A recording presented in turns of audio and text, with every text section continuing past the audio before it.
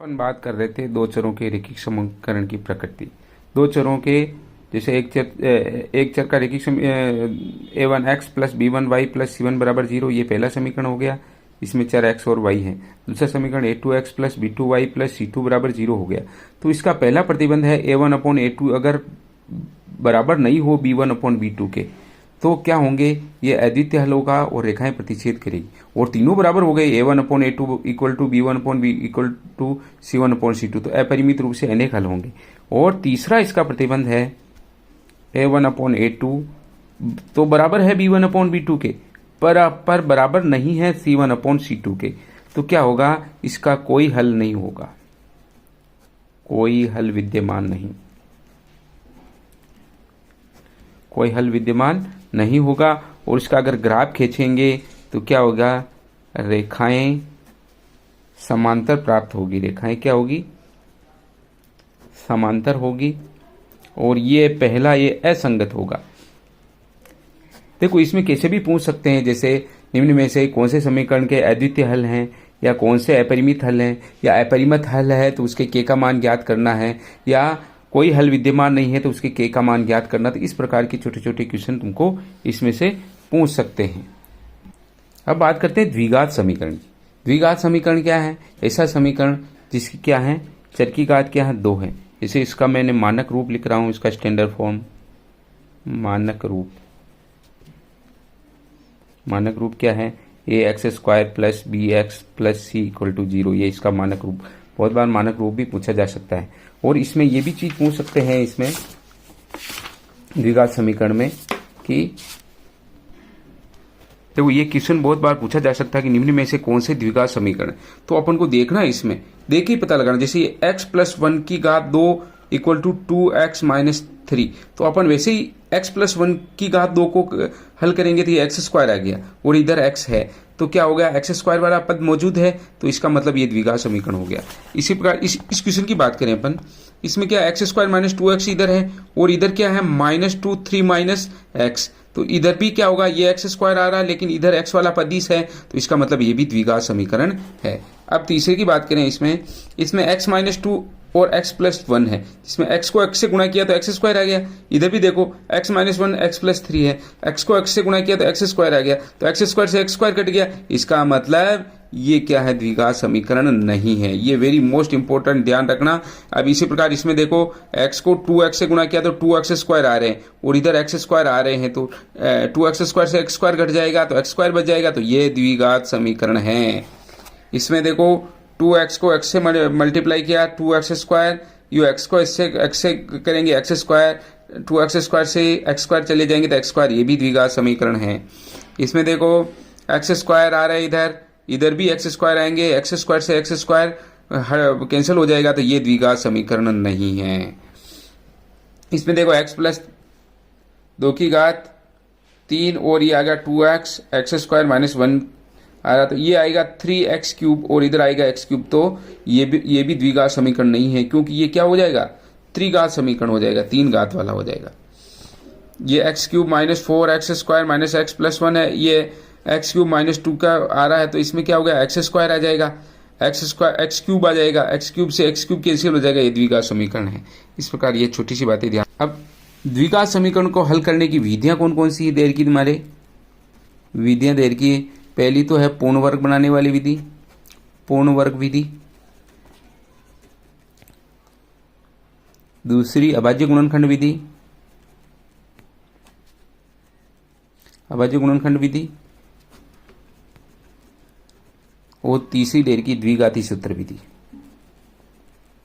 द्विघाती सूत्र विधि। देखो पूर्ण वर्ग विधि में क्या करते हैं, जैसे ये देर का हमारे 2x² plus 5 minus 5x minus 5 equal to 0, ये कोई समीकरण देर का है।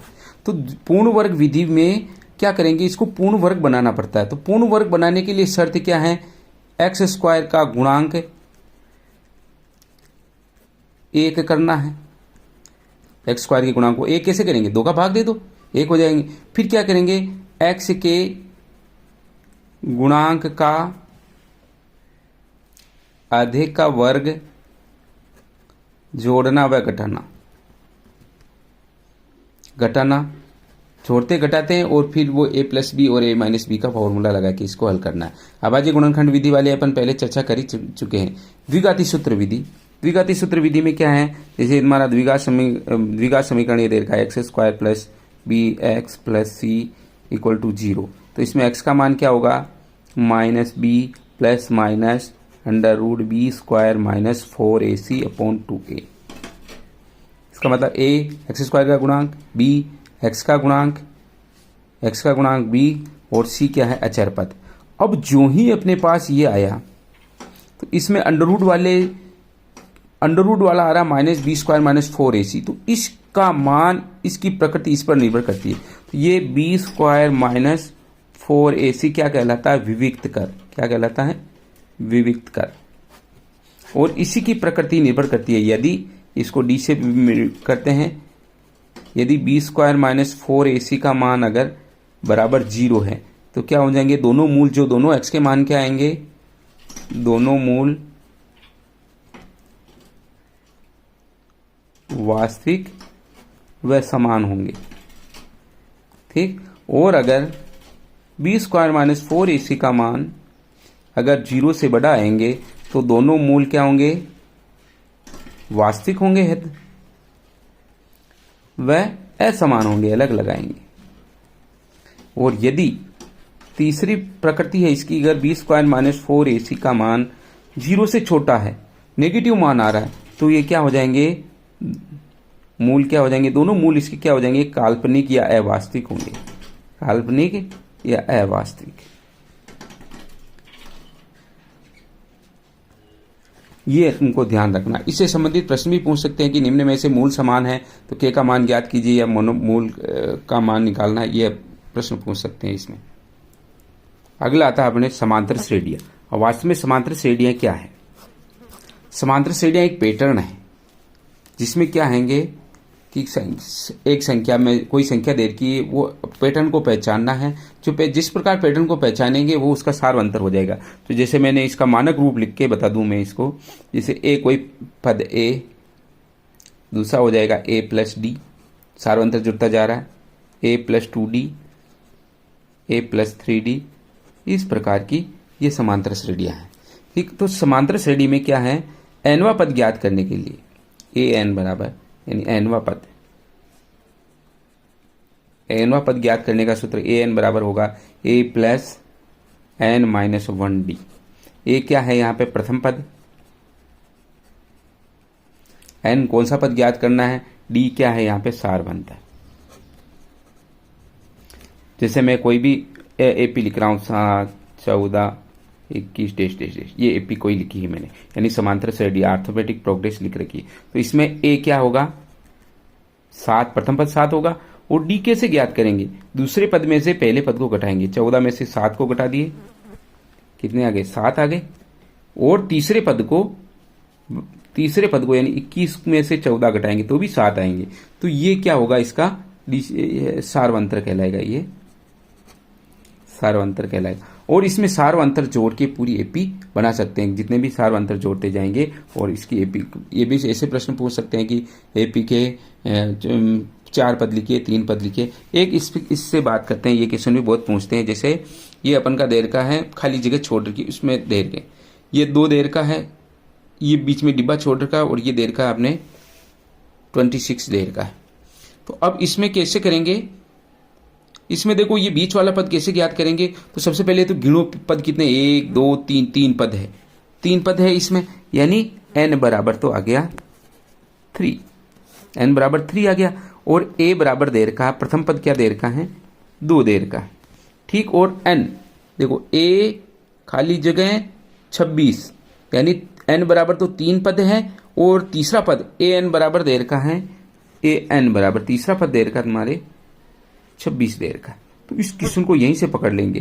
कैसे पढ़ेंगे, an बराबर 26, तो an का क्या मान होता है, a plus n minus 1d बराबर 26।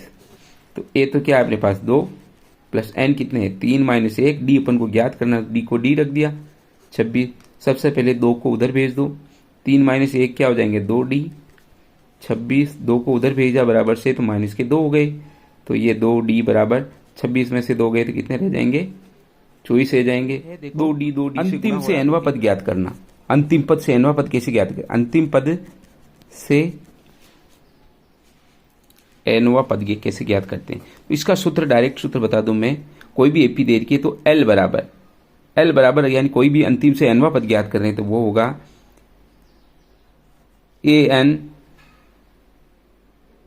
a plus n minus 1 d की जगह क्या हो जाएगा? माइनस d आ जाएगा। बस इसी प्रकार अपन ज्ञात कर सकते हैं। इसकी L की जगह ये अंतिम पद ले लेंगे। जैसे कोई एपी दे रखी है, जैसे 10 7 14 माइनस 62 का अंतिम से 11वां पद ज्ञात करना है। तो a बराबर तो ले लिया अपन ने 10, d बराबर 7 माइनस d बराबर माइनस 3 हो गए। और ये सूत्र लगाएंगे ये वाला, L बराबर a plus n minus 1 minus d, ये आ जाएगा तुम्हारे माइनस 62। 10 प्लस 3 माइनस 1 माइनस 3 हो गया, d माइनस 3 है तो ये माइनस 72, n माइनस 1 माइनस, तो n का मान क्या आ जाएगा? यहाँ पे 25 आ जाएगा। ये क्वेश्चन ध्यान में रखना, बहुत अच्छा क्वेश्चन। अब आगे बात करते हैं n पदों का योगफल।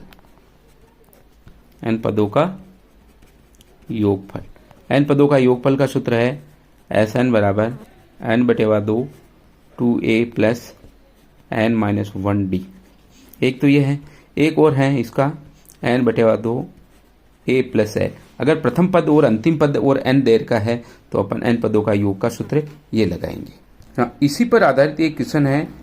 an बराबर देर का है 3 + 4n में से एक AP बनती है और an से परिभाषित है। तो इसमें प्रत्येक स्थिति में 15 पदों का योगफल ज्ञात करना है। तो इसमें देर का है कि अपने पास an बराबर 3 + 4n। तो इसमें कोई घबराने वाली बात नहीं है, n का मान रखते जाना है। सबसे पहले n बराबर 1 रख दो, तो a1 बराबर 3 + 4 इंटू n की जगह 1 रख दिया, तो a1 का मान यानी कितना हो गया? 4 3 7 आ गया प्रथम पद। इसी प्रकार n बराबर 2 रख दो, तो a2 बराबर 3 + 4 इंटू 2, तो a2 बराबर क्या हो जाएगा? 3 + 4 2 8, 8 और 3 कितने हो जाएंगे? 11। और इसी प्रकार n बराबर 3 रख दो, तो क्या हो जाएंगे? a3 बराबर 3 + 4 इंटू 3, तो 3 + 4 12, 12 और 3 कितने हो जाएंगे? 15। तो ये एपी बन गई अपनी 7 11 15। और इसका d क्या हो जाएगा? 11 - 7 कितने हो जाएंगे? 11 - 7 गए तो 4, 4 4 का आ रहा है, d इसका 4 हो जाएगा। अब अपन आसानी से इसका Sn वाला सूत्र लगा के इसको हल कर सकते हैं। Sn बराबर n/2 2a plus n minus 1d। जितने भी पदों का योगफल ज्ञात करना, इसी से अपन इसको हल कर